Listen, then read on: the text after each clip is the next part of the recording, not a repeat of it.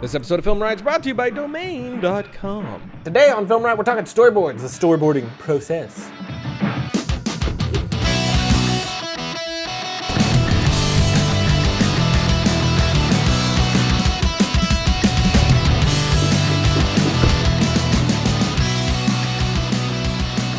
Welcome to Film Riot, the show that takes mystery out of the effects techniques, going to some of your favorite Hollywood films. Today, again, another pre-production blog. Today we are doing storyboarding, which is one of my favorite parts because you are making the movie before you make the movie. I absolutely love it. We tried to capture the whole process of making those boards to show you guys, so let's not delay any longer, shall we?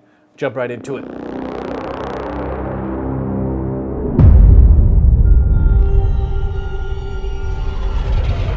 So I'm working on storyboards now. We've been working on it for a while. First, of course, comes the shot list and things like that. And once I have a clear vision of what I want the thing to look like, it's time for me to board. Now, storyboarding isn't a completely mandatory thing for you to do. There are some directors who don't. Most do storyboard. Some don't do it before time, like Ridley Scott will board what he wants to shoot that day, the day before, or on the way into shoot the actual film. But some will board way in advance and get really detailed with it. I'm the type of person who likes to board every single shot in the film. The reason I like to do this is because I set such a clear plan before time. I make my entire film before we ever step on set, and by doing that, it is really easy for me to throw everything out the window when I want to, because there is a clear plan in place. I don't have to be stressed out or constantly thinking how I'm going to do the next thing. I have something to fall back on and this structure to work off of, so I can really get creative and do whatever I want after that. So when I board before, anytime I would do storyboarding before, I was always doing it by myself. I didn't really have a budget or the network to bring somebody in to help me do storyboarding. And you can do that. If you don't have an artist or you can't draw, you can still do your boards. There's stuff like taking pictures and making your storyboard through pictures. There's an app on iPhone called Cinemec, which we've talked about on the show before, which is awesome. It has everything you need to make a storyboard. Just go around your house with your friends, getting the clear idea of what it is you want your film to look like. It's really, really helpful, especially when you're working with a crew, to be able to just show people, not try to explain, but actually just show this is what I'm talking about. Another great one is FrameForge 3D. That's an awesome program where you can actually find your shots.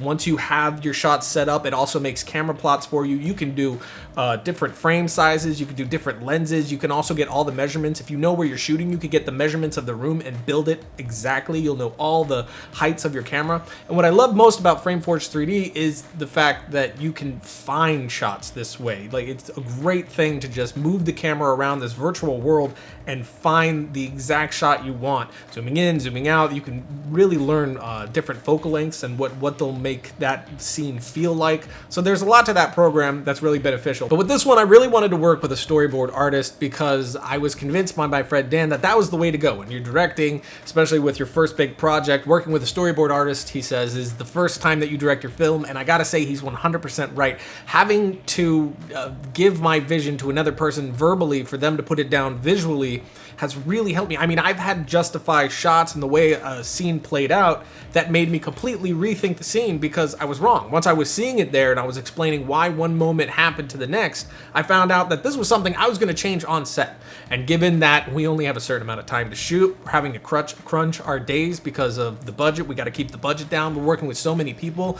To find that issue on set with something like this would really be difficult for the production. I mean, something like Tell or Losses, that's fine. We're there with a bunch of friends. It's not that big of a deal. But something like this, I really need to make sure all my stuff is locked down. And when I get on there, I know exactly what I want. That way I have the freedom to move around a little bit if I want to. So having Jordan, who is the storyboard artist I used, draw up the boards and even give me ideas for things was really, really helpful. We're on day 3 now. Day 1, I talked a lot. There was a lot of explaining, but now on day 3 of boarding, which is, I guess, 18 hours into boarding, there's kind of like an unsaid language happening where she totally gets my style, and now I just kind of get the idea of what the board is, and I just watch her rip what's in my head directly out and draw it into a frame. But again, these boards don't need to be super detailed. I mean, Jordan isn't even spending a ton of time to make this look like a comic book. It's just what you need to get the detail across of what you're trying to do. I mean, if all you're doing is drawing stick figures and it still gives the idea of perspective and composition, well, then you have yourself a storyboard. And I think it's really important, especially when you're shooting a film, because you're shooting completely out of order, you're all over the place. This helps you retain your original intention of what you wanted for that scene, what you wanted the camera to do. Because in pre-production, you have all the time in the world to really dive into your script and figure out what you want your audience to be filming. When you're on set, it gets really stressful, and it's really easy to forget where you're at under that sort of stress. But with a storyboard, you can easily just go, look at the image, and it all comes right back to what you originally wanted for that scene. So it's really a kind of a safety net to ensure that what you originally wanted is still gonna find its way to the film. Another thing that I thought was interesting that I hadn't thought of before was the actual location. We started boarding before I found my locations, and once I found them, we actually redid a few boards because I had to redo my shot list based on the location. Some things wouldn't work. Then I was able to show my artist some images of our location, and she started tailoring her images to what the location actually looked like, which was really gonna help us once we're there. We know exactly where I wanted the camera originally thanks to the storyboards, and it helped us see what we were able to actually do with the camera and not, since we know what sort of obstructions are actually in the scene. Now, if you can't see the location first, it's really not that big of an issue. The storyboard is still gonna help you to know what sort of thing you wanted, so you can easily rearrange your shot based on the location you have, still getting all those ideas and punctuations that you had in the storyboard. So here's how it worked. First of all, how did I find a storyboard artist? Well, I just searched the internet. I Googled storyboard artist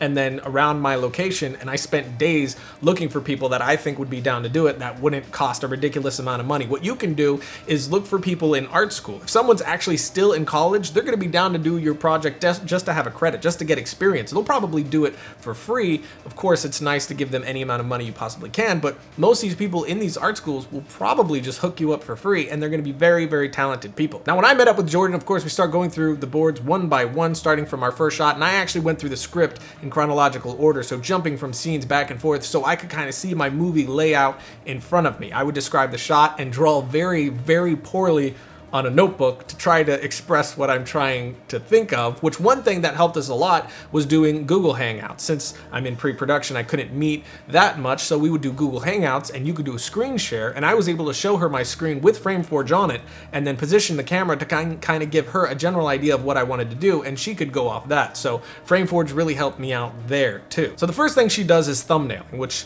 is just these really basic, really sloppy images to where only her and I can really tell what that is. Then she's going to take that back, and then she fixes it up to the second round of roughs. This is a lot more intelligible. You can tell what you're looking at. It gives me a clear idea of where the camera is, perspective and angle. And then once I approve all those or have corrections, move up, move down, left, right, I'm very picky about it because I want everybody to know exactly what I wanted. She goes back and she makes the final boards, including shading and everything else that really captures the tone for the rest of the crew to see, which is why I've been really loving using an actual artist, because not only is the angle that I want in there, but the actual tone is being represented for people to be able to see. There's also a side to storyboarding that's kind of like screenwriting, whereas screenwriting, there's a secret language to it. That formatting kind of shows someone that the person writing knows what they're doing since their formatting is correct. Well, storyboarding does have something similar to that, and that is the way that it shows how a character is moving or the camera is moving in and out. So the usual way that you show the different camera moves is just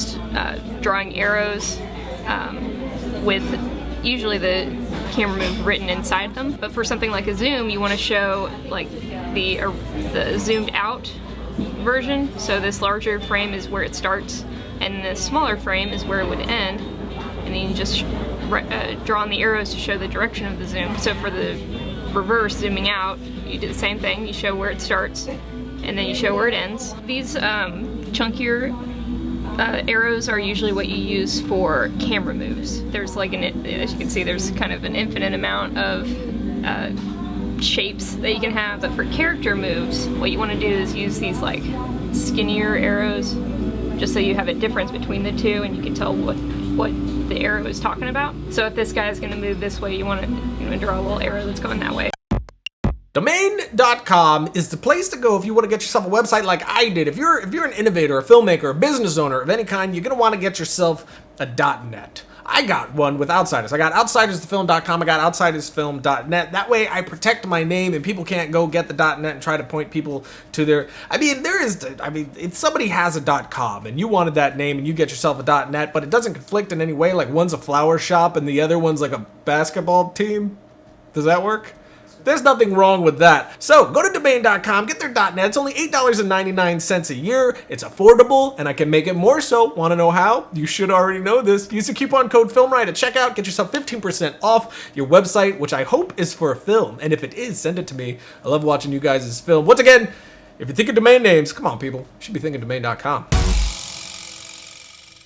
Logo. So that's storyboarding 101, really. The entry level into storyboarding, but the basics that you need. I mean, really what a storyboard is going to do is keep you on track, like I said. When you're on production and it's a little bigger, more than you've ever handled before, and crap hits the fan, you start getting crazy stressed out. This is going to help you keep in mind your original intention of what you wanted and get everybody else on the same page with you. Now, if you're looking for a storyboard artist, you could always use the storyboard artist I use. She can be found right here. She's incredibly talented, and she's not going to rip you off, which is nice. She also has a Twitter right here that you could follow, and you should follow because she is quite talented. But that's it for today. I hope that was helpful to you guys. And of course, again, if you don't want to draw the thing, you can use FrameForge, you can use Cinemech, you can just use pictures if you want. However you want to do it, just the idea is to put your vision on paper for you to keep in mind and for everyone else to see. But now, back to the rest of this pre-pro, and I'll see you guys next week.